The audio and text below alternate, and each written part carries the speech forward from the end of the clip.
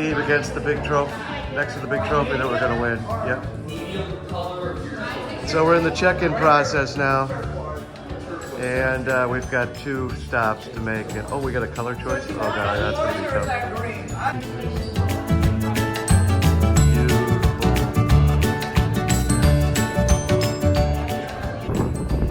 All right, so we're here for practice day, Saturday, and it's blowing 30 with tornadoes coming in, so everybody's just kind of standing around waiting for stuff to happen. We checked in. We got our official club chit so we can charge things. We've got our swag.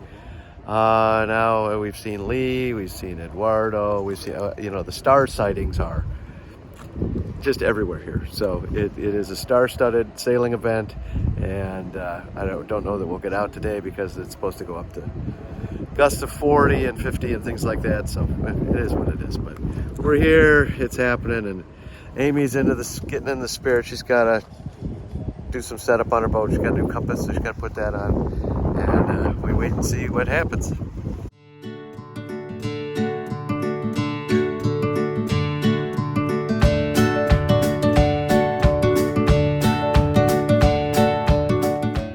stern of the vessel. Since it is intentionally attached, by definition, it is part of the starting mark. So, in other words, don't touch it. Yeah. But it's mainly to protect the boat so people aren't running into it. And it'll just be hanging off the back. No.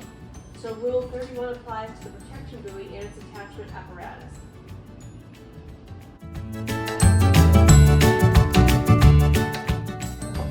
All right, race day 1. Emily Wagner behind me. So this is, I'm with the serious sailors. Doug Kakainen's over there. Anyway, beautiful day. It's gonna be windy, and then someone looked up the water temp and it's 64, 65, so it's gonna be a little bit of a thing. But there we go. There's the Bay St. Louis. They made sure to clarify that it's Bay St. Louis. We're not in Gulf of America, Gulf of Mexico, whatever your bent is on that. So anyway, everybody's excited and ready to go. Our skipper meeting will be in about 15 minutes, I think, and we'll get our instructions for the day and then get on the water. So out of all the excitement and workup and all the stress, they put up the AP flag, so we're delayed 2 hours. So we're all hanging out here. Amy's looking for the wind, and it's just 2 more hours to get worked up is what it's about.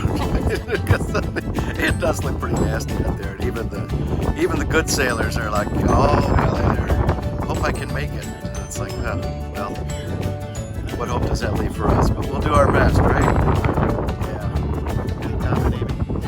Not yet. 25. It's just getting started. Okay, so a short time later, we've been called in for a meeting, and we don't know. I've got Ron over here, and Amy over here, and Steve's still working with Doug. They're planning out a regatta season somewhere, so. Now we got Rich showed up. Anyway, we're ready. So the expectation is a cancel, but we'll see how that goes. Do you have some comments? It's windy out there. It's windy. Even Ron says it's windy. It's windy. Well, we were watching Kira, and even she loves this stuff. It's like candy for her, and she was getting banged around. Not even out in the middle, and it's blowing 20 plus. Knots. Yeah, knots. My instruments sitting on a signal boat in the harbor are in the high teens. It's supposed to build. My guess is, if I had to guess, is that we're not going out to play today, but we're going to watch it for a while. And right now, I cannot do a warning signal before 12:25. I have the number pennant 2 up on the flagpole. And about 11:30, we're going to look at it, and we'll just keep you posted. There's a couple. Do you have a question? Well, I just wanted to say that, this class doesn't have a wind speed limit that some classes do. And I would guess that it's probably at least 60% of the That's his decision. I mean, I could keep everybody on the water, but So, that's for the class to decide. all my decision making three criteria: safety, fairness, fun. Safety comes first. This water's only 5 feet deep, and it's mud on the bottom. If you go over in this stuff, you're going to have the stain of shame on your sail, and some people are going to break spars. I'd rather people not break their boat on the first day of what is essentially a 6-day event. Amy's already on top of And this. I don't think anybody in this room does. My other concern is for 73 boats, I'm a little thin on safety assets. So if we get more than like 10 or 15 boats over at a time, that we're done. That's it. And I can see that happening really easily right now. So that's my concern. I know the big boys like to go out and play in this stuff, but there's about 85% of the sailors here who are pretty happy that I just did what I did. Yeah. Thank you. The class doesn't have I mean,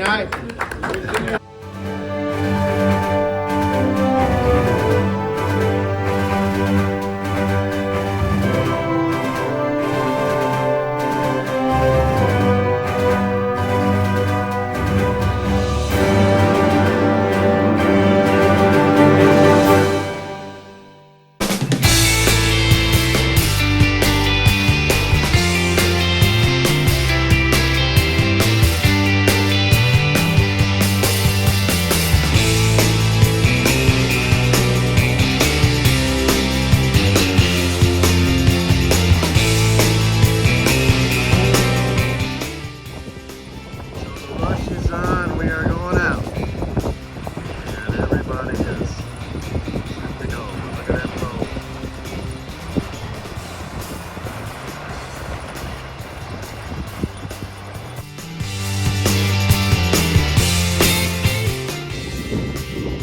Okay, update from day one. Wow, this was a story for the stories. They warned us to not go out, that it was strong, and it was lightening up, so they had to accommodate all the muscle flexing and posturing. And we go out, and here's my first race. Okay, first start, get the timing, it's blowing, but you know, it's able to move. And then we get a general recall. Come back, still feeling okay, like it's manageable. It was heavy, but it's manageable. Come back, get close to the start. I'm watching for this one guy, then all of a sudden Rich is right next to me and he's in irons, and then all of a sudden we become attached. Just he needed to go somewhere, I couldn't get away from him, so we're kind of floating. He finally gets out of irons, slips by me, I capsize. Okay, get it back up, get moving, but I'm behind the entire fleet. Get around, I make up some ground on a few boats, getting up to the first mark, kind of a nice rounding. I'm headed downwind, everything's good, and I'm there with right next to some other guy, and I kind of have to bear off to avoid running into the back of him. You know, it was just a puff that kind of would accelerate. So once I bared off, that big puff just absolutely slammed me into the wave in front. Boat goes over, gets stuck in the mud, like really stuck in the mud. I couldn't pull it up, and I'm in there, I don't know, felt like 5 minutes, but maybe it was 5 minutes, maybe it was 30 seconds, but I could not get it up. I knew it was stuck in the mud, and so I had to wait for rescue. Rescue shows up, can't get it unstuck from the mud, and so it was like about a half hour. It felt like a half hour on water rescue. What a great rescue squad, by the way, but I'm sorry for everybody else that I was taking all their time. Anyway, we finally get the boat righted, had to cut the halyard to get the sail down and whatever, and then they, you know, just like I finished the season in Milwaukee, I started in Florida, so I had a tow back to the shore. And I was not the only one by far, but it was a great start to the season, and it could only go up from here. Also, the update, Steve came in slightly after me. He was just exhausted from, I think he capsized a couple times, stuck in the mud, and same sort of thing, but he did finish the race. Rich is still out there, whether he's sailing or on a rescue boat, we don't know. I guess we'll find out.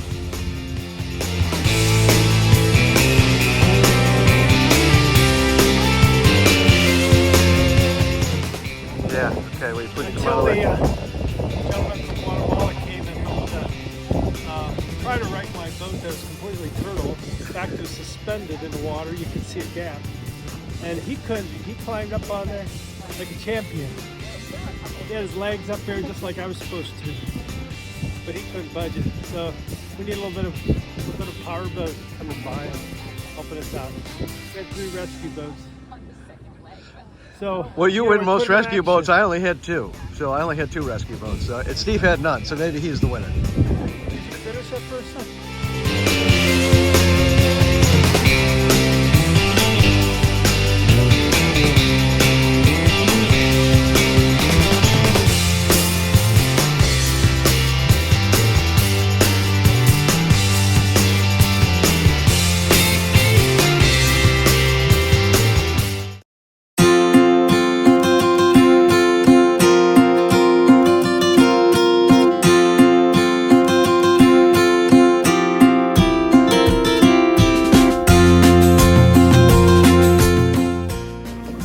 All right, the end of race 1. Well, there were boats behind me, so it wasn't all horrible. Nice, clean race.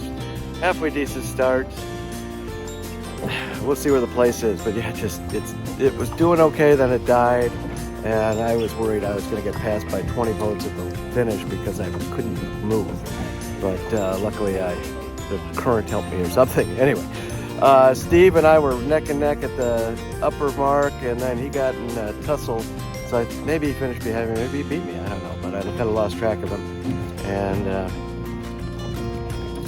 starboard.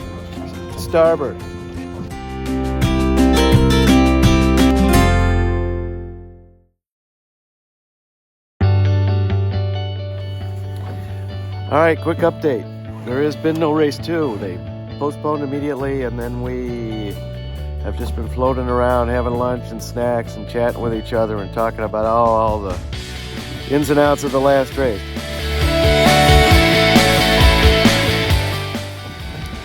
Quick update for race 2. We're back out there. It was about an hour delay. We all got to the beach and sat around. And they called us back out.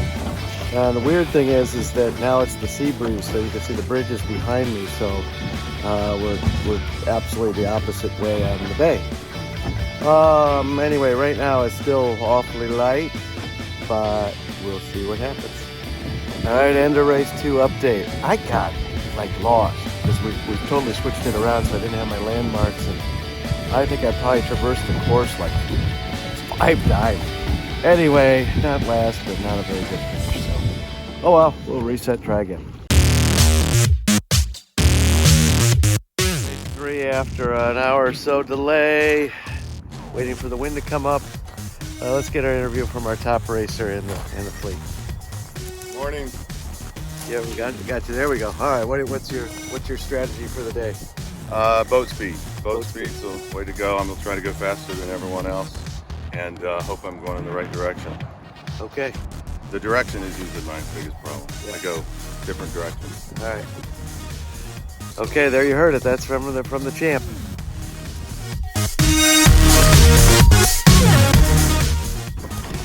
Day 3, race 1 summary. I got stuffed at the first mark, lost 20 boats. I was short of it. I just got in that lull of boats above me.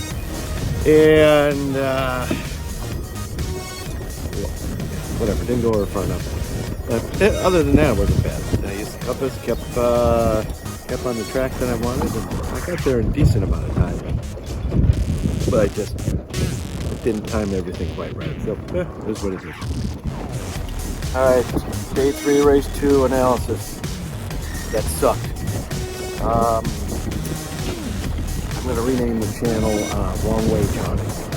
Anyway, I got second row at the start, even though I thought I was close to the first row. And then I went to the left, and Steve had gone off to the right, but I lost track of him. I probably finished 50 boats ahead of me. There were like 5 boats behind me, so it was really not fun. Oh well, try to do better this time. All right, day 3 synopsis. Some days you are the cat's meow, and some days you are the stuff that comes out of the other end. So that was my day today. Rough day, but you know what? I learned the 20 things you should never ever do. Day filled with just bad decisions and stuff that didn't work. So hopefully there was some learning that went on, and we'll try again on Thursday.